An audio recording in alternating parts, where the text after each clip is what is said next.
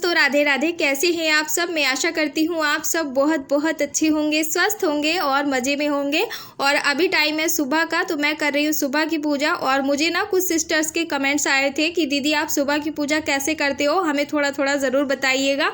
और मैं यहाँ पे ना कुछ सिस्टर्स को मैंने पहले भी बताया था, जैसे उन्होंने पूछा था, लेकिन फिर से मुझे एक दो कमेंट आए थे, तो चलिए मैं बता देती हूँ आपको यहाँ पे कि मैं सुबह की जो पूजा है वो कैसे करती हूँ। और शादीशुदा सभी महिलाओं को पूजा ऐसे ही करनी चाहिए। तो यहाँ पे मैंने देखिए 2 अगरबत्ती जलाई हैं ये। और जो भी शादीशुदा महिलाएं होती हैं ना, उनको हमेशा जॉइंट अगरबत्ती ही भगवान की पूजा में जलानी चाहिए। चाहे आप शाम की पूजा कर रही हैं या सुबह की कर रही हैं, तो छोटी छोटी 2 अगरबत्तियां मैं जला लेती हूँ। और जॉइंट यानी इससे क्या होता है, आपकी जोड़े से पूजा स्वीकार हो जाती है और आपका गृहस्थ जीवन भी काफ़ी अच्छा रहता है। उसके बाद मैंने सभी को तिलक कर दिया है और पूजा शुरू करने से पहले ही मैं अपना दिया जला देती हूँ और उसके बाद ही सारी चीज़ें करती हूँ। सभी को तिलक करती हूँ और भगवान शिव को सफ़ेद या फिर नीला फूल अर्पित करती हूँ। बाकी सबको पीला नीला कुछ भी कर लेती हूँ। वैसे आजकल मैं फूल अर्पित बहुत कम करती हूँ, क्योंकि फूल होते नहीं हैं हमारे यहाँ पे और पूजा में बहुत कुछ यूज़ होता है। लेकिन मैं बिल्कुल सादा सिंपल तरीके से पूजा करती हूँ। और जी अब बारी आती है दिन की, कि दिन के हिसाब से मैं कैसे पूजा करती हूँ। तो देखिए जैसे जैसे दिन होता है मैं वैसे भी पूजा कर लेती हूँ। बाकी गृहस्थ जीवन में कोई भी ऐसा कड़ा नियम नहीं होता है कि आपको ऐसा ही करना है, तो जितना हो पाता है उतना मैं करती हूँ। और अब आज दिन है मंगलवार का, तो मैं यहाँ पे पढ़ रही हूँ हनुमान चालीसा। अगर मेरे पास टाइम होता है तो मैं ज़रूर पढ़ती हूँ।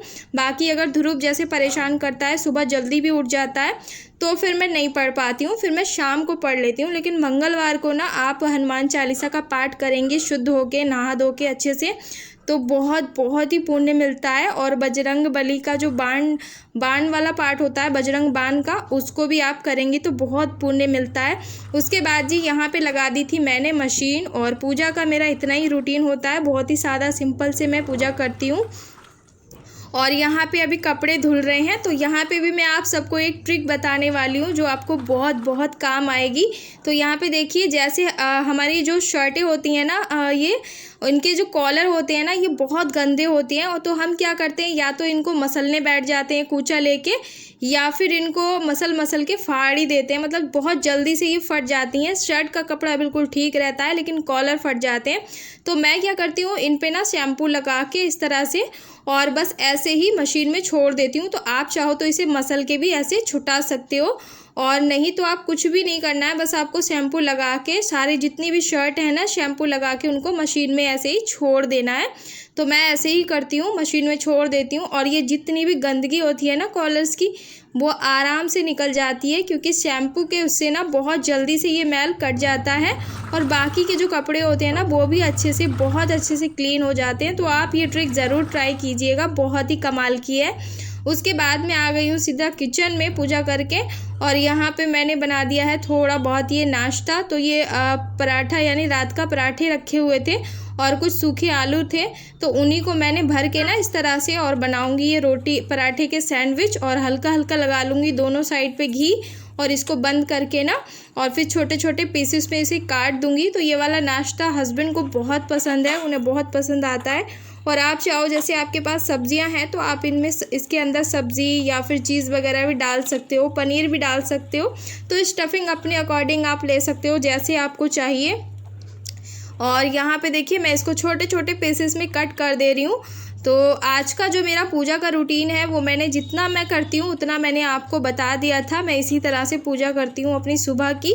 और जैसे सोमवार का दिन होता है, तो सोमवार की पूजा मेरी बिल्कुल अलग रहती है, क्योंकि उसमें मुझे भोलेनाथ जी को दूध और दही से, शहद से, ये सब चीज़ें होती हैं ना, उनसे नहला के और अच्छे से, या फिर कुछ भी नहीं होता है जब मेरे पास, तो सिर्फ मैं गंगा जल और पानी से नहला के भोलेनाथ जी का श्रृंगार करती हूँ। उसके बाद ही अपना पूजा वगैरह कर लेती हूँ। तो बहुत ही सिंपल और सादा तरीके से मैं सुबह की पूजा करती हूँ। और पूजा मैं जब भी करती हूँ, उसके बाद भगवान जी से माफ़ी मांगना बहुत ज़रूरी होता है, क्योंकि हम कितनी भी कोशिश करें और पूजा में हमसे गलती ना हो, ऐसा तो कभी हो ही नहीं सकता। तो इसीलिए पूजा में थोड़ी बहुत भूल चूक हर किसी से होती है। और जैसे बच्चे अपने माँ बाप जैसे अपने बच्चों को माफ़ कर देते हैं ना गलती के लिए, वैसे भगवान जी भी हमें माफ़ कर देते हैं। तो इसीलिए हमें पूजा करने के बाद भगवान जी से हमेशा सॉरी ज़रूर बोलना चाहिए कि पूजा में कोई भी त्रुटि अगर हमसे हो जाए तो उसके लिए हमें वो क्षमा कर दें।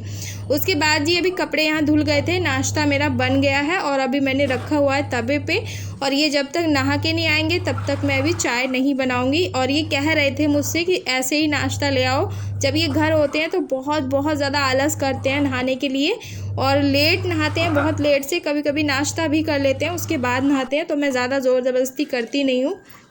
उसके बाद ही यहाँ पे ध्रुव की मैंने ना बोतल बॉयल कर दी थी।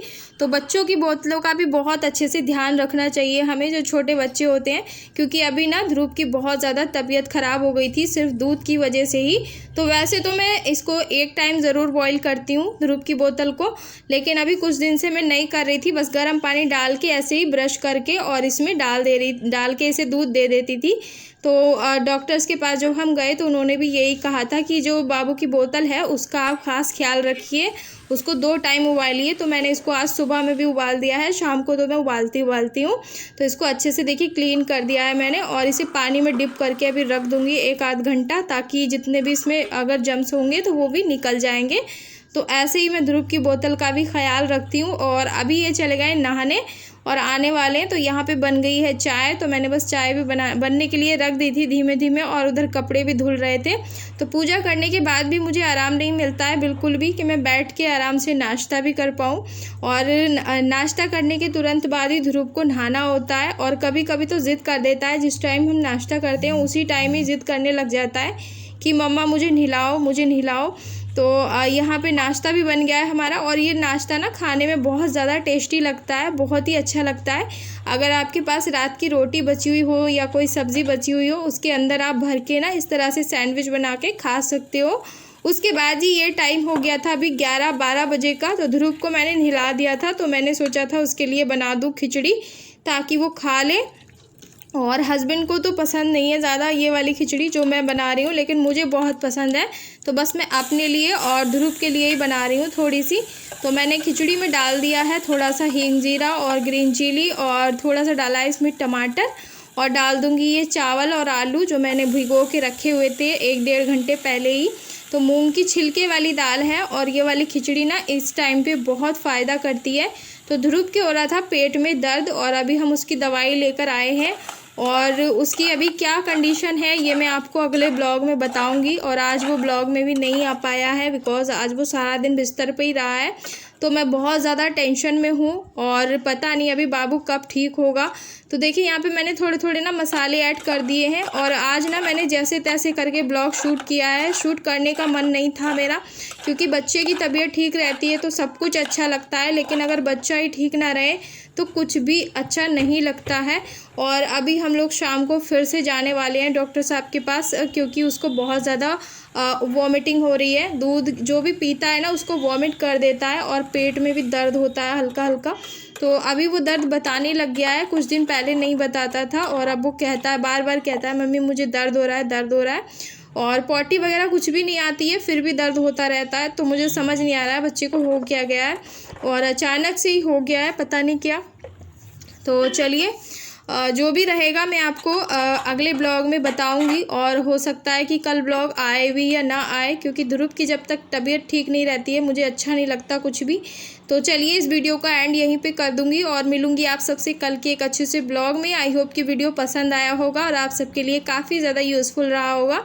और अपना ध्यान रखिए, खुश रहिए, मस्त रहिए। और यहाँ पे हमारा ये था शाम का डिनर बन के तैयार। Bye bye.